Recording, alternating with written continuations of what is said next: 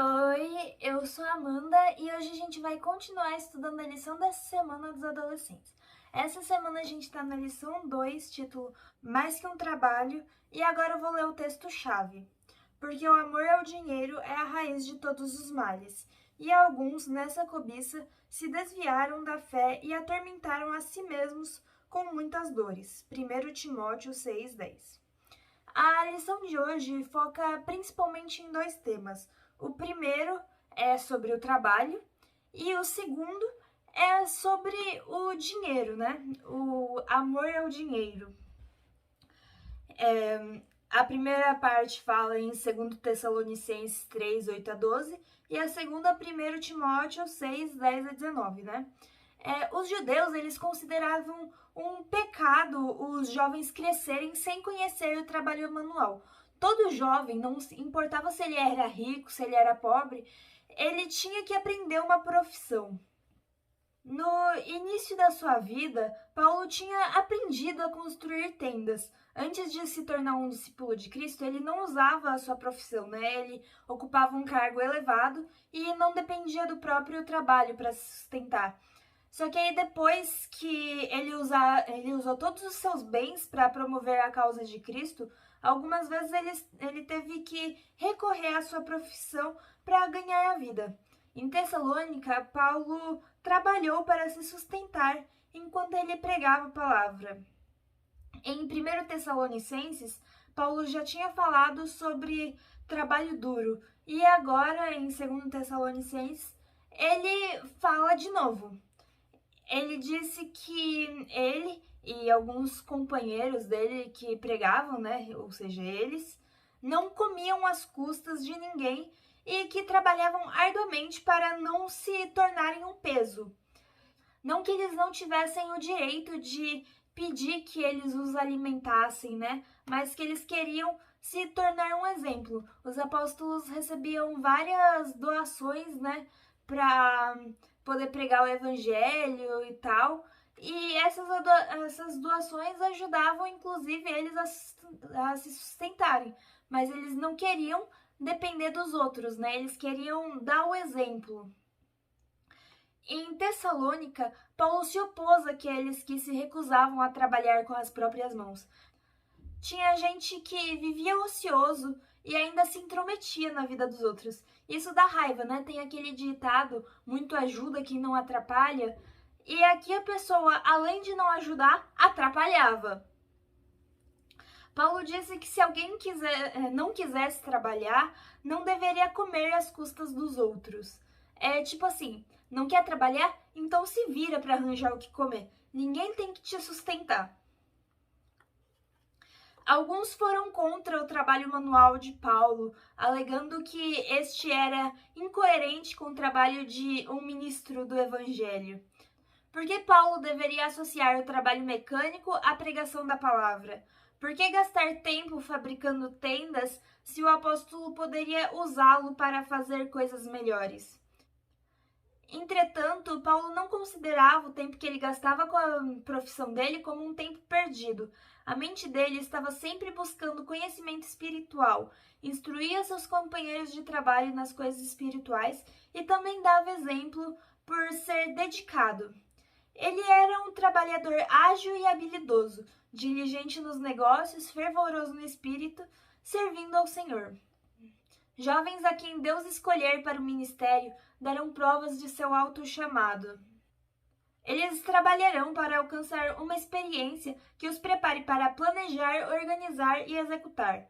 Por meio da autodisciplina, eles se tornarão cada vez mais como seu mestre, revelando sua bondade, amor e verdade.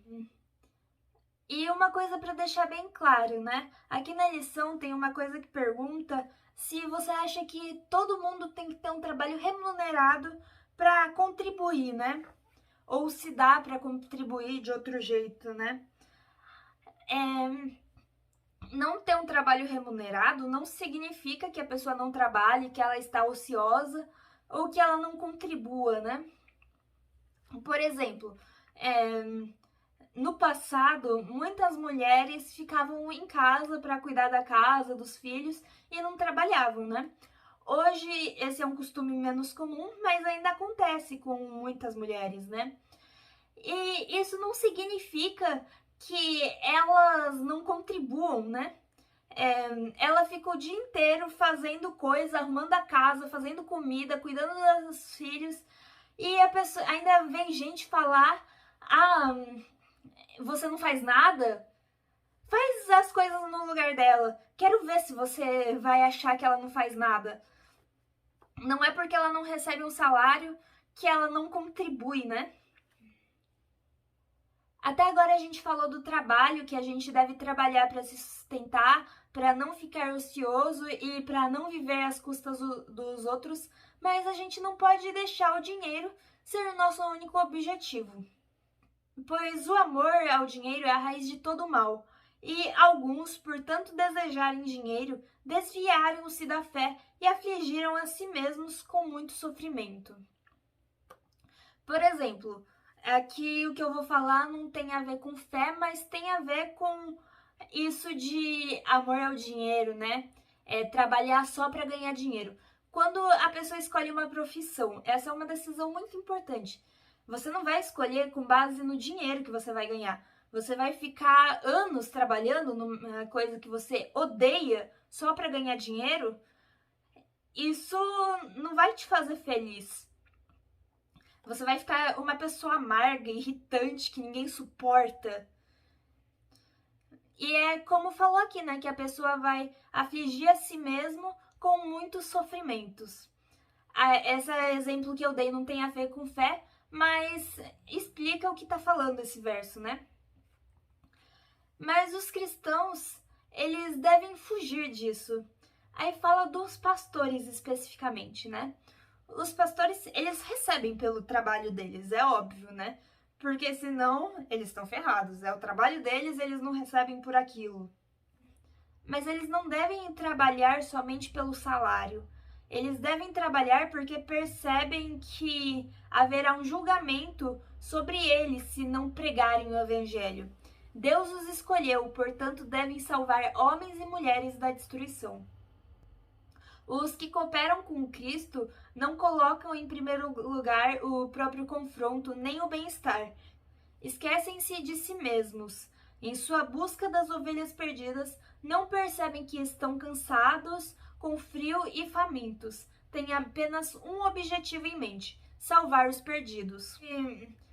Paulo disse para nós nos apegarmos à vida eterna e a Cristo Jesus. Ele diz que nós devemos ensinar aos ricos deste mundo que não se orgulhem nem confiem em seu dinheiro, que é incerto. Sua confiança deve estar em Deus, que provê ricamente tudo o que necessitamos para a nossa satisfação. Porque a gente sabe, falou que o dinheiro é incerto, né? É óbvio, nem tudo o dinheiro compra, né? E a salvação é o principal que o dinheiro não compra, né? O dinheiro não compra muitas coisas, mas a salvação está no topo da lista. Os ricos, ao invés de acumularem dinheiro para si, devem usar seu dinheiro para fazer o bem. Devem ser ricos em boas obras e generosos com os necessitados, sempre prontos a repartir. E por hoje é só. A gente se vê de novo amanhã. Dá um like nesse vídeo, compartilha para todo mundo, ativa o sininho pra gente estudar a lição junto todo dia e tchau, até amanhã, um beijo.